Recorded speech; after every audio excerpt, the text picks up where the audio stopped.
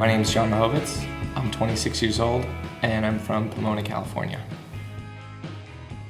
I own a shop called MD Quality Goods, and what we do here is we build custom reclaimed wood furniture, and we also travel the country looking for all kinds of different architectural salvage, old porcelain signs, gas station stuff, you name it.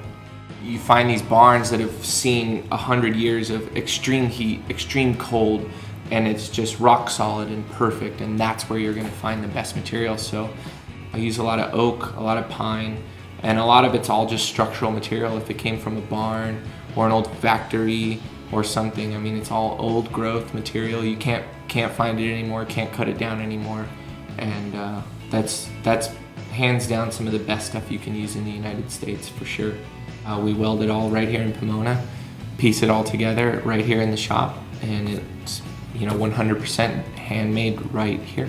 Every piece that I make in the shop, not one of them I've ever said is perfect, but that's part of the process, I think, and that's part of what makes it cool, is the fact that it is a one-off thing, and I could never make the same one again.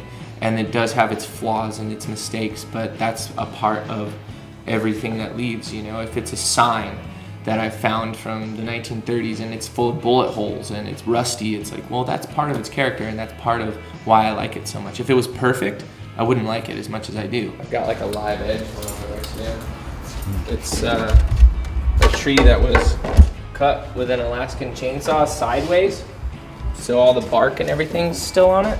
These make bitchin' like console tables and entryway tables. It's the same motto that I try to show with all the furniture that I make. It's like, yeah, it's not perfect, but in a way it is kind of, because it's so flawed or it's so rough or it's so smooth. It's just every single one of them is going to be for a different person, and I think my job in that is just to listen to what people have to say and then kind of put my spin on it.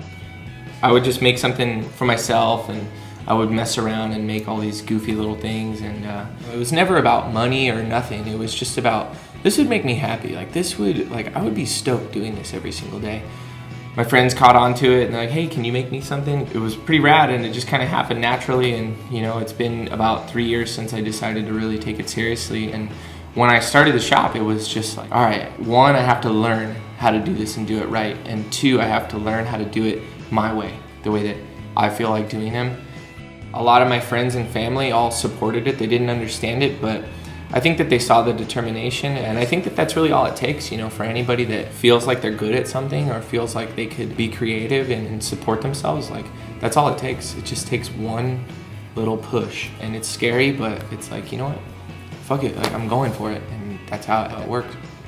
There's nothing else to it. It just happened. I'm John Mihovetz. I own MD Quality Goods, and this is Handmade Heartfelt.